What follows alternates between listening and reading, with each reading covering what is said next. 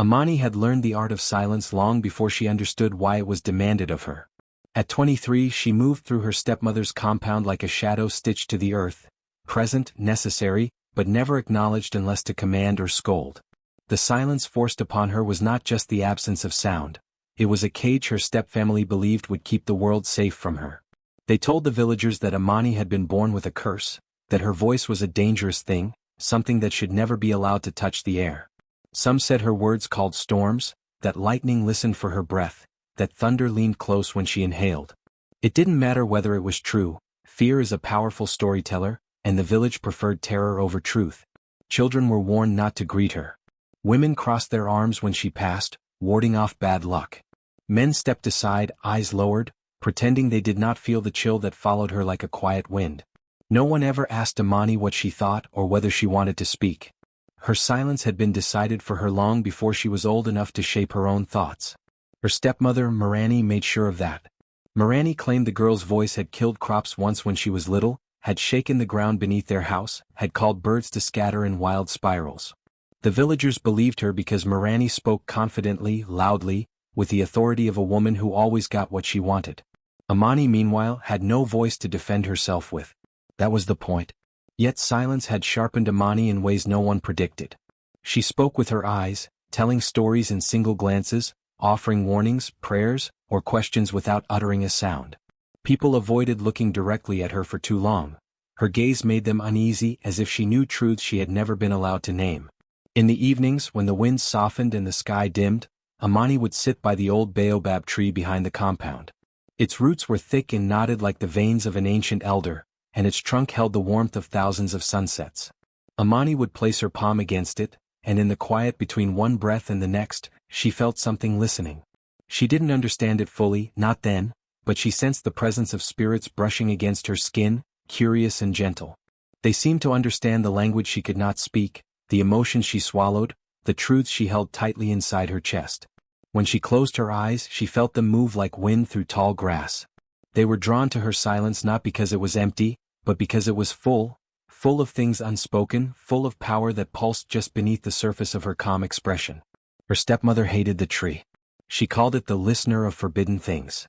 She claimed spirits gathered there only because Amani's curse attracted them. But Amani knew better. The spirits were not drawn to her because she was cursed. She felt, deep in her bones, that they came because she was something else entirely. Something her stepfamily feared. Something they tried to bury beneath silence. Each morning, Amani woke before sunrise to fetch water, sweep the yard, cook porridge and grind grain. She worked without complaint, her quiet presence a contrast to her stepbrother's loud demands and Marani's sharp voice.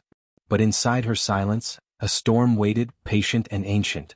She could feel it sometimes when someone insulted her or when she remembered flashes of her childhood, memories blurred like water rippling around a stone. Her mother's face appeared in those fragments. Soft, fierce, crowned with braids that moved like wind-blown branches. Her mother had spoken to her once in a voice that hummed like distant thunder. Amani had no memory of the words, but her body trembled whenever she tried to recall them. Silence was her punishment, the village said. But the spirits knew the truth. Silence was the only thing keeping them safe. 18 night, the compound changed.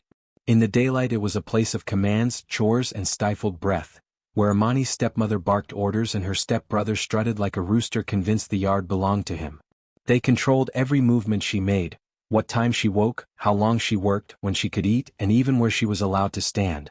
Marani insisted that Amani lower her gaze around visitors so they would not feel the curse looking back at them. Her stepbrother, Jabo, enjoyed reminding her of her silence, tapping her chin with a mocking finger and saying, "If you speak, the sky will fall. Better keep your mouth shut, storm girl." She never responded, though her hands sometimes curled into fists behind her back. But when darkness settled and the village lamps dimmed, the house exhaled secrets. Amani slept in a small storeroom at the back of the compound, a space stuffed with old calabashes, broken stools and sacks of grain long forgotten. The walls were mud-packed, cracked with age, and on some nights she swore they pulsed as though alive. She would lie on her thin mat, staring at the ceiling, waiting for silence to become complete. But true silence never came. The whispers always arrived, soft at first like the rustling of dry leaves, then growing clearer, threading through the cracks in the walls. They didn't frighten her. In fact, they soothed her like a familiar lullaby drifting back after years of absence. Sometimes they called her name, Amani, Amani. Other times they murmured fragments she could not fully understand, words that felt ancient, heavy, and warm. She pressed her ear against the wall, feeling the vibration beneath her palm like a heartbeat. The first time she heard them, she thought she was dreaming. But dreams faded, these voices remained. No matter how hard Mirani worked her during the day, no matter how exhausted she became, the whispers always rose as soon as the house slept. They coaxed, tugged, beckoned, as though the past itself was reaching out to her. A forgotten truth hovered just beyond her understanding, and the spirits were trying to guide her toward it. Sometimes she heard feet shuffling behind the walls. Impossible because the walls led nowhere. Sometimes she heard a soft humming, the same rhythm her mother once used when she braided Amani's hair. Other nights she heard crying. A low, mournful wail that seeped into her bones. It felt like someone trapped in another world was calling for her help. Once she whispered back, not with her voice but with her breath. A silent plea.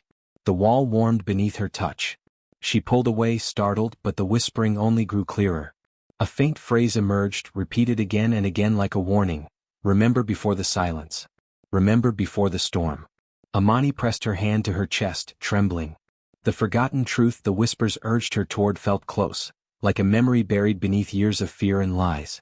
But every time she reached for it, her mind recoiled as if something, or someone, had sealed it away. Mirani claimed to keep Amani quiet for the safety of others, but the house itself knew otherwise. It whispered because it wanted her to remember. The walls spoke because they held pieces of a story stolen from her. And every night, those voices grew stronger, braver, more insistent. They were preparing her, calling her, awakening something the world had tried to bury beneath silence. The memory did not return all at once. It came like a tremor beneath her feet, subtle at first, then rising with a force that made her breath catch. It happened one afternoon while she was washing gourds behind the compound. The sky was clear, the air warm, and nothing seemed unusual, until the scent of wet earth drifted past her. It was faint but sharp enough to cut through time. Her hands paused in the water. A shiver crawled up her spine. Wet earth, but there had been no rain for days. The smell wrapped around her like a hand pulling her backward, and suddenly she was no longer 23, no longer in Mirani's compound, no longer silent. She was a child again.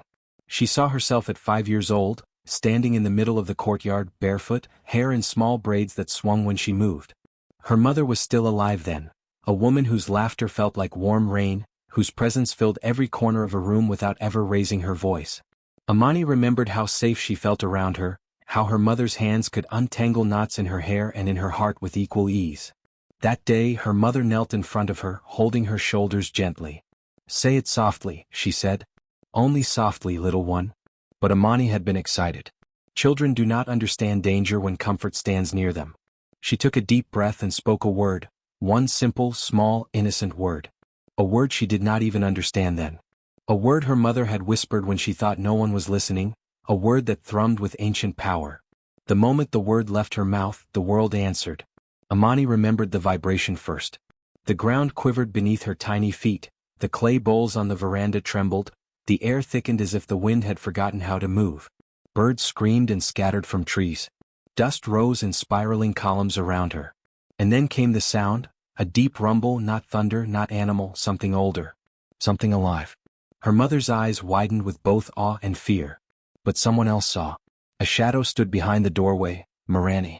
Amani remembered her stepmother then, younger but with the same sharp eyes. Mirani gasped, stumbled back, then stared at her with disbelief that quickly hardened into horror. "She is cursed," Mirani whispered. A whisper that spread like wildfire. By dusk the entire compound was murmuring. By morning the entire village knew. Children hid behind their mothers when Amani walked past. Women spat on the ground to ward off evil. Men muttered that a child who could shake the earth could not be human. And though Amani was only 5, she understood the shift in the air, the way fear clung to her like dust to skin. She didn't understand the word she had spoken, nor why the earth responded, but she knew something precious had broken that day. Her mother tried to protect her. She told the villagers it had been an accident, a harmless reaction from a child playing with sounds. She told Mirani to keep quiet, to stop spreading rumors. But Mirani's ambition was sharper than her tongue. She wanted the village to believe the child was dangerous. It gave her power. It made her words matter more.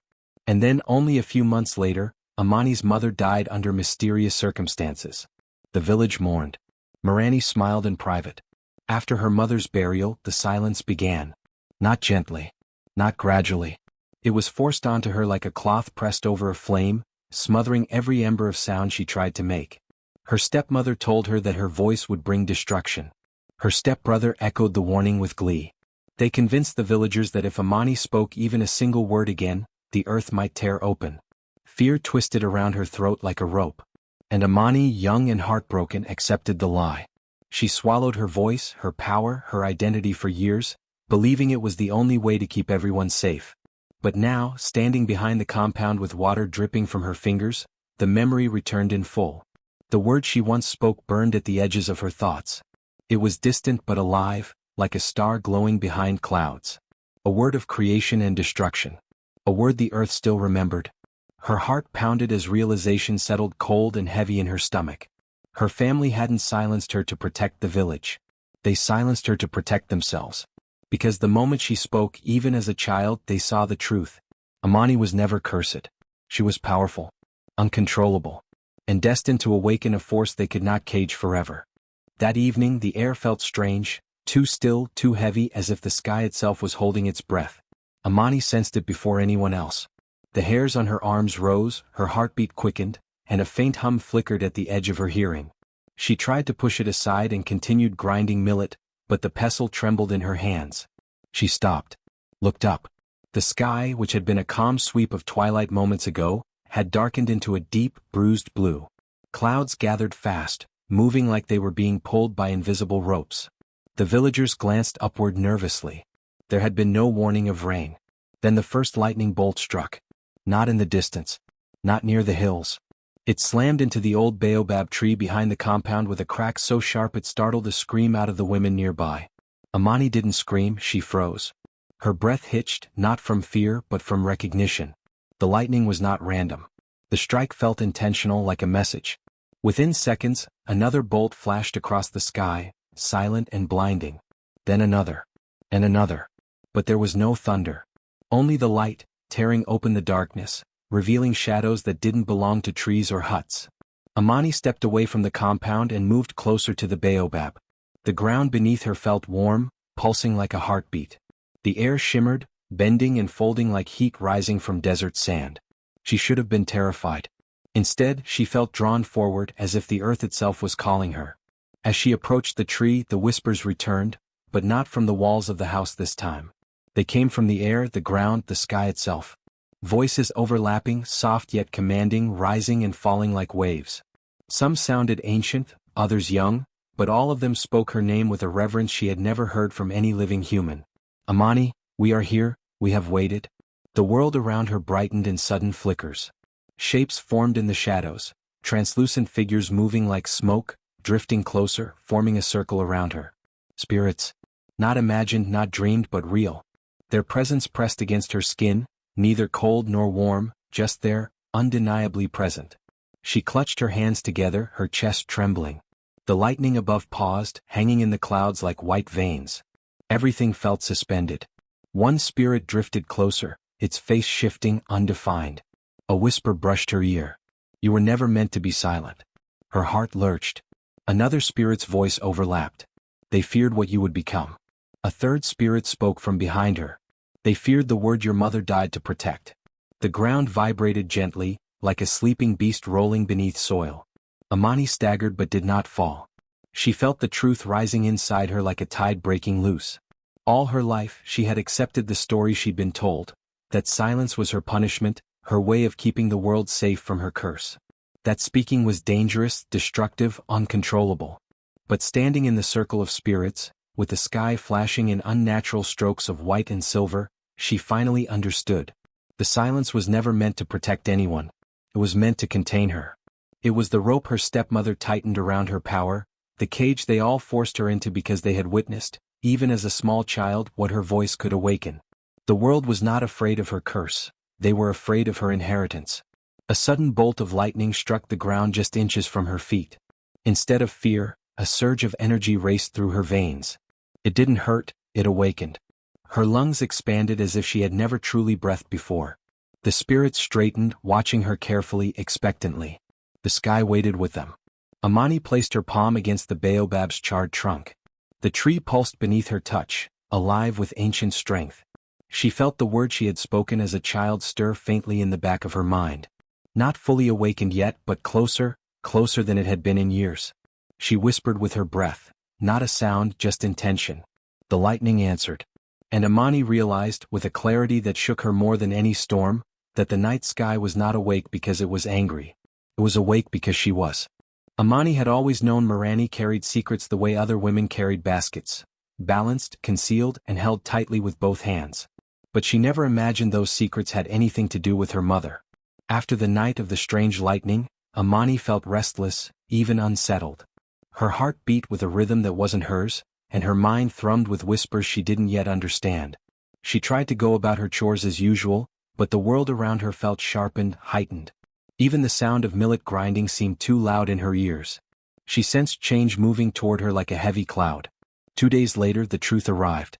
It was late evening. The village priest, Elder Mosi, had come to the compound to bless Mirani's new storeroom.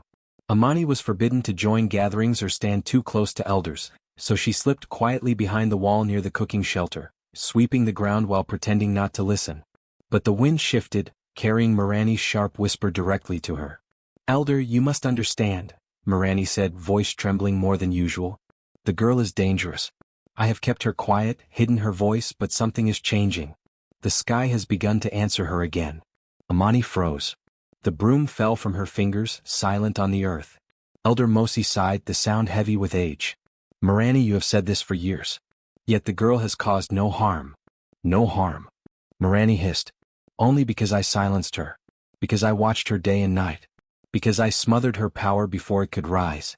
You were not there the day she shook the earth with a single word. I saw it with my own eyes. I know what she is." Amani's heartbeat thudded painfully, loud enough she feared it would give her away. She crouched lower, hiding in the shadows. The priest responded slowly. "She was a child then. Children mimic words without meaning. It may not have been her." "It was her," Mirani said, voice cracking. "And it was her mother before her."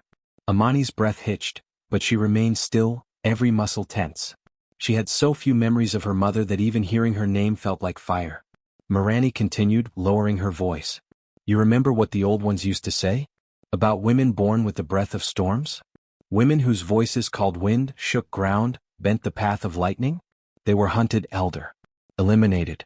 Because one word from them could change reality." Elder Mosi murmured a prayer under his breath. "Those were ancient myths." "They were not myths," Mirani snapped. "Amani's mother was one of them. A speaker of ancient storms. And I could not let her pass that curse on to the child." A cold stillness spread across Amani's limbs. Her mother, not cursed but powerful. A woman of storms. A woman whose voice shaped the world. Elder Mosi sounded troubled. "If this is true, then why hide it? Why not train the girl? Why not seek the old guardians?" Mirani laughed bitterly, a sound with no joy. "Train her? You do not understand, Elder. That path ends in ruin. I saw what her mother could do. When she grew angry, the air changed. I saw her whisper to the clouds, clouds that should not have heard her. When she died, I was relieved. But the child, oh, the child was worse. Even at 5, she knew the forbidden word." Amani pressed a hand over her mouth to stop the gasp threatening to escape. The forbidden word, the same word she had spoken that day, the one that had shaken the ground. "What is the word?" Elder Mosi asked softly. "I do not know," Mirani admitted, frustration sharpening her tone. Only Amani's mother knew. She guarded it fiercely. And the child, when she spoke it once, I saw her mother's power living inside her. That is why I silenced her. Why I made the village fear her. It was the only way to keep her from speaking it again. Elder Mosi sighed heavily. "Mirani, you have committed a grave sin. You have lied to the village, imprisoned a child's voice, denied her identity." "I protected us all," Mirani insisted. "If she speaks that word again, the world will change. Do you understand? Change. The old one said such women could alter floods, summon winds, reveal hidden truth, tear down the walls of lies." Her voice became a whisper. "And I have built my life on lies." Silence fell between them. Heavy. Thick. Amani felt the truth settle inside her like a stone sinking into deep water. She wanted to cry, to scream, to confront Mirani, but she did none of those things. She simply knelt there, breathing quietly, absorbing every word. Her mother had been powerful. Not feared because she was a danger but feared because she was free. Amani had inherited that power, one word capable of bending the world. And Mirani had buried the truth beneath years of silence, fear and manipulation. Amani closed her eyes as the whispers she had been hearing for weeks swelled around her, echoing through her bones. You were meant to speak. You were born to command the storm. Reality waits for your voice. Amani rose slowly, her face calm but her heart blazing. The truth they buried had finally risen. And once truth rises, it does not go back to sleep. That night, the air inside the compound was thick with tension, heavier than any Amani had felt before. Mirani's patience had worn thin. She had ordered Amani to kneel while she finished a ritual of purification, but Amani refused. Not out of defiance born from anger, but out of a quiet determination she could no longer contain. Something deep within her stirred, a pulse, a rhythm, a memory of power long buried beneath fear. Kneeling felt like kneeling to a lie, to a life that was never truly hers. And so she remained standing. Mirani's eyes blazed. "Kneel, girl," she shrieked, and her voice echoed like a whip against Amani's spine. Jabo circled her, mocking, ready to strike. They had beaten her countless times before, but tonight felt different. The air seemed to lean in, listening. The walls of the compound, the worn clay, the dust on the floor, they all waited. Even the winds outside had grown silent, as if anticipating what was to come. The first strike landed across Amani's back, hard enough to knock the breath out of her lungs. She gasped but did not fall. The second strike hit her arm and the third caught her cheek. The pain was sharp, burning, but beneath it she felt something else. A tremor, a hum in the ground beneath her feet. It was faint at first, easy to ignore but undeniable. She blinked through the tears forming in her eyes, trying to comprehend the sensation. The earth had moved. Beneath her. Amani's eyes met Mirani's, wide and furious, demanding submission. Her stepbrother grinned, thinking she would break this time. But the trembling grew stronger, a low vibration rolling through the compound, unnoticed by the blind arrogance of her oppressors. Amani's hands pressed to her chest as her body shivered, not from the beating, but from the awakening inside her. A single tear escaped her eye, tracing down her cheek and falling to the dusty floor. The ground beneath where it landed pulsed sharply, sending a vibration through her bones. Dust rose in spiraling eddies, the calabashes rattled, and even the fire in the cooking pot flickered violently. Amani gasped, finally realizing what was happening. Her silence had been a prison, but her power had never been dormant. It had only been contained, suppressed by fear and the weight of lies. Mirani stumbled back, her voice faltering. It's just the wind," she stammered, though even she did not believe it. Jabo froze mid-step, his grin vanishing as the trembling increased, causing the floorboards to hum like a drumbeat of some ancient rhythm. Outside, the clouds churned violently, lightning flashing across the night sky without thunder, illuminating the chaos within the compound. The air smelled of ozone, charged and alive. Amani's heart raced, but she felt no fear. The pain of the blows was nothing compared to the surge of awareness flooding her body.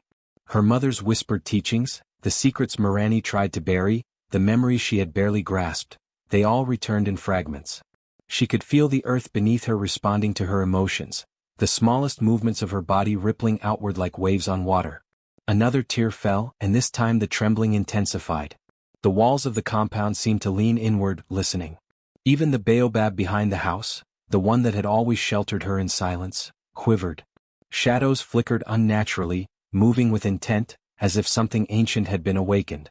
Amani's body felt electric, her senses stretched beyond the physical. She realized the truth with sharp clarity. Her voice had been contained, but her essence, the very force of her being, was stirring. Mirani tried to strike again, but her arm froze in midair. Jabo stumbled back as the floor shifted beneath him. Dust and small stones danced in spirals around Amani, forming patterns that felt deliberate, alive. The tremors pulsed outward like a heartbeat, a declaration.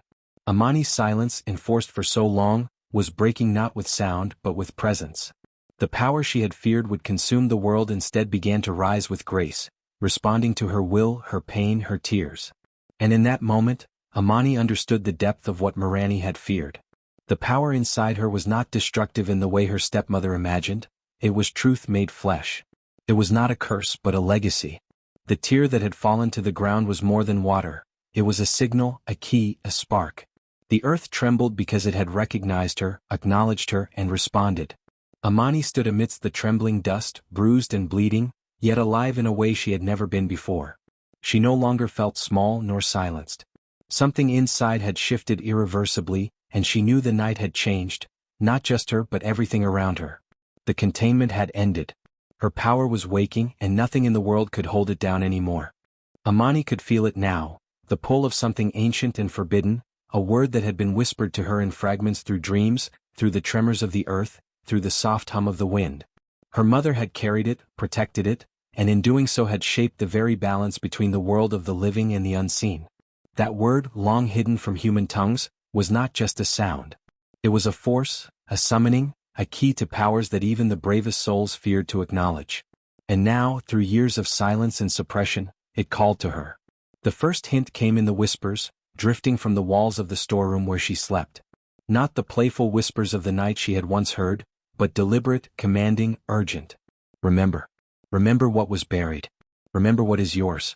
Each syllable pressed against the corners of her mind, stirring fragments of memory she had been too young to understand, fragments of lessons her mother had tried to embed without words, gestures alone, glances, braids that moved in patterns that carried meaning. Amani pressed her palm to the earth outside, feeling the pulse beneath her fingers. It was alive, humming with energy, a heartbeat older than her village, older than the hills. She had felt it before, fleetingly, in the tremors that had accompanied her single tear, but now it spoke with clarity.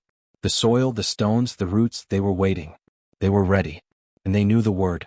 She closed her eyes and let her mind wander to the memory of her mother, to the soft, solemn voice that had hovered over her crib, to the protective aura that had enveloped her like a cloak she could not yet touch. Her mother had died guarding the word, hiding it in the folds of time and secrecy, in the silence she had forced upon Amani to shield her from the fear of others. The villagers thought it was punishment. It was protection. And Amani, for the first time, realized that protection had been for the world, not for herself. The word emerged in fragments, teasing her. Not fully formed, not fully understood, but the hum of it vibrated through her chest and resonated with the ground beneath. It was alive. It demanded recognition. And as the night deepened and the sky above churned with restless energy, Amani felt the call of justice embedded in the earth, spirits waiting in silent judgment beneath layers of soil and stone. The word she would speak would awaken them, summon them, bring balance to wrongs long ignored. Amani's throat constricted with the weight of it. She feared the power, yes, but she also felt its inevitability. The world had tried to cage her, tried to silence her, but the word had waited patiently within her, as patient as the earth itself. She realized that one utterance could unravel lies, expose deceit, and demand accountability. It was not mere speech, it was action, creation, and reckoning all at once. She remembered Mirani's whispered warnings to Elder Mosi. The girl's mother had been a speaker of storms, a woman whose voice could change reality. Now the truth crystallized, the power had not died with her mother. It had been passed on, waiting for the moment of awakening, waiting for Amani to reclaim it. The spirits, the soil, the hidden watchers of justice, they were all aligned, waiting for her to speak, to act, to awaken the force that had slumbered too long. Amani bent to the earth, pressing her forehead against the cool soil, feeling the pulse of countless hidden eyes, countless unseen hands poised to rise at the signal. She breathed in slowly, letting the night fill her, letting the power hum through every nerve. One word, a single utterance, could bring the past into reckoning, could call forth the hidden forces that had slept for centuries, guarding balance, punishing deceit, honoring truth. And in that silent communion with the earth, the whispers and the spirits, Amani understood fully what her mother had protected with her life. The word was not for vengeance, not for destruction. It was for justice, for awakening, for revealing what had been buried too long.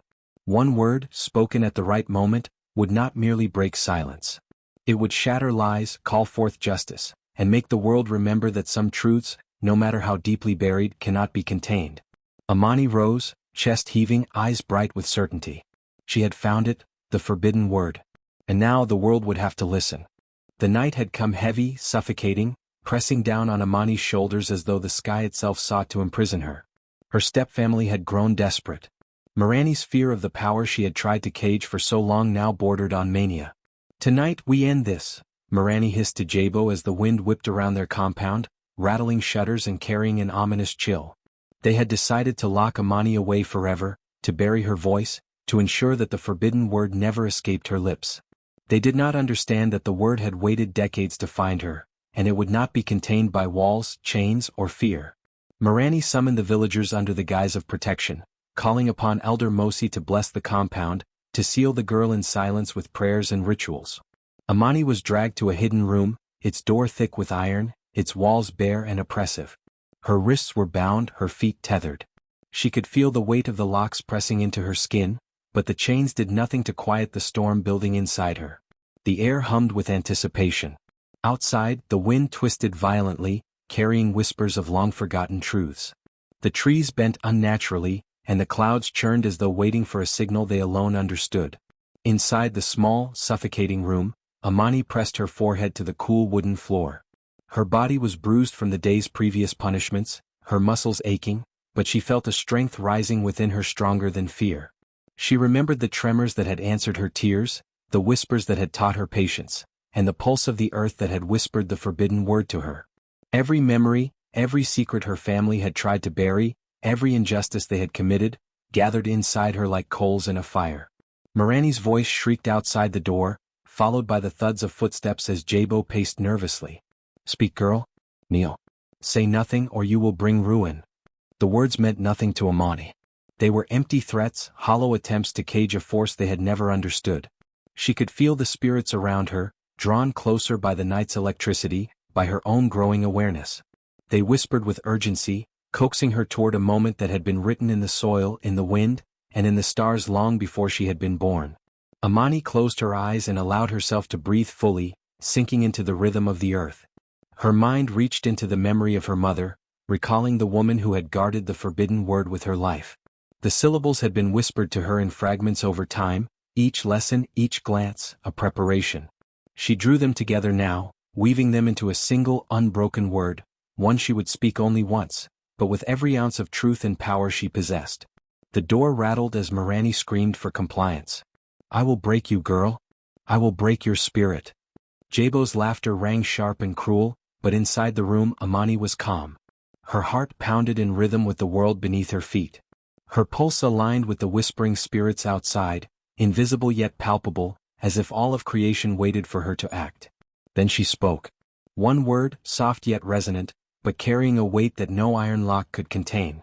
It vibrated in the room, resonated through the walls, passed into the earth, and exploded outward in waves. The sound was not just heard, it was felt. The floor quaked, the compound shivered, the clouds above ripped open with silent lightning that flared like white fire. The village, which had slept uneasily, stirred violently. Doors shook in their frames. Animals fled in panicked bursts. Every living creature in the radius felt the tremor, every stone and every root vibrating with the energy of her voice. The spirits rose. They did not arrive quietly. They erupted like smoke from the soil, translucent and luminous, twisting through the air with intent. Each spirit carried the weight of unseen justice. Wronged villagers, old debts, forgotten crimes, secrets buried under generations of lies.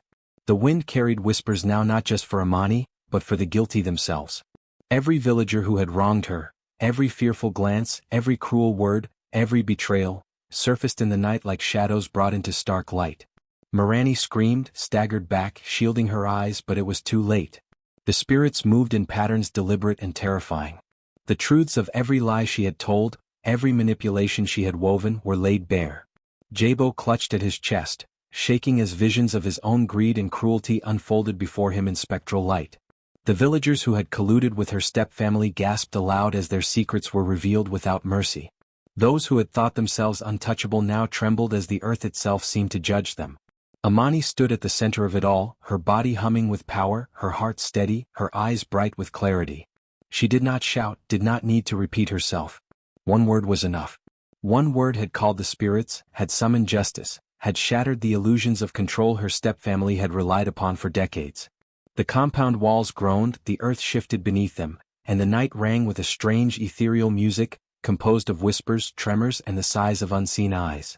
Mirani fell to her knees, Jabo to his hands and face, the villagers frozen in terror as their deepest sins manifested before them. Amani looked up, feeling the cool air of the night swirl around her like a cloak. She had broken her silence, yes, but more importantly she had broken the chains of fear and deception that had ruled her life. The spirits circled her, bowing in recognition, their light bathing her bruised yet unyielding body. The forbidden word, once her mother's secret, was now hers. Its power had awakened, reshaped reality, and called forth the reckoning that had been owed for too long. And in that moment, Amani understood fully. The night had not been a test of strength, it had been the unveiling of truth, and she had finally delivered it. The world trembled, and everyone who had tried to contain her witnessed the consequences of their own fear. Justice had risen from the soil, from the whispers, from the very bones of the village itself, and it answered to her alone. The village awoke to a chaos it had never known. It began subtly at first, the wind rattling doors, loose tiles shifting, the earth quivering faintly beneath every footstep, but quickly, it escalated into a storm of revelation. Every lie whispered behind closed doors, every secret buried beneath polite smiles and hollow greetings, was ripped free by the tremors that followed Amani's single word. The villagers who had once looked at her with fear now trembled with a different terror, the exposure of their own misdeeds. Mirani lay on the ground, her hands clutching at the earth, her face pale and drawn. The carefully constructed image of authority she had maintained for decades crumbled like sand under a torrential flood. Jabo screamed as the shadows of his greed and cruelty rose around him, spectral witnesses replaying every selfish act, every stolen coin, every humiliation he had inflicted on those weaker than him. The villagers screamed, ran, or hid, but there was no escaping the storm Amani had awakened. Truth did not need doors, walls, or fences, it surged through the village like a river breaking its banks. Yet amidst the chaos, Amani moved calmly. Her steps were measured, deliberate, each one resonating with the power that had always been hers. The air around her seemed to bend, carrying the whispers of justice and the hum of awakened spirits. She did not shout, did not raise her voice. Silence trailed behind her like a loyal shadow, while the truth she had summoned surged ahead, illuminating every corner, exposing every hidden lie. The village had feared her words for decades, but now they realized it was not her voice alone that carried power. It was her presence, her claim to justice, her unwillingness to be contained. She passed the marketplace where merchants had cheated, the elders who had turned a blind eye, the neighbors who had gossiped and conspired. Each one shrank in the spectral light of revelation, their falsehoods laid bare. Some wept, some screamed, some fell to their knees in contrition. Amani's gaze swept over them, steady and unwavering, and the ground pulsed lightly beneath her as if the earth itself acknowledged her sovereignty. The spirits rose higher, circling the village, their forms shifting between light and shadow. They carried the echoes of the oppressed, the whispers of truth long denied, and the hum of justice that had been delayed for generations. It was not a storm of wind or rain but of exposure, an elemental reckoning that left no lie unturned. Every hidden crime, every masked betrayal, every silence that had been enforced by fear now screamed aloud, and the guilty could do nothing but confront the consequences of their own deeds. Amani paused at the edge of the village, the chaos swirling around her, the sky crackling with the power she had awakened. Her body trembled not from fear, but from the raw energy flowing through her veins. She understood fully now what her mother had known. Power was not something to be hidden, silenced, or caged. Power was truth, and truth, once unleashed, cannot be contained. With measured steps, she began to walk away, leaving behind a village forever changed. The silence she had borne for years followed her, a quiet witness to the havoc she had wrought. Ahead of her, truth surged forward like a living force, unstoppable and radiant. And as she disappeared into the night, the villagers could only stare, knowing that they had witnessed something far greater than fear, greater than punishment. They had witnessed justice incarnate, carried on the calm, unwavering steps of the girl who had finally spoken. Amani never spoke again. Not because she had lost the ability, nor because fear lingered in her bones, but because she had discovered a truth deeper than words. One word, spoken with intention, could shift reality itself.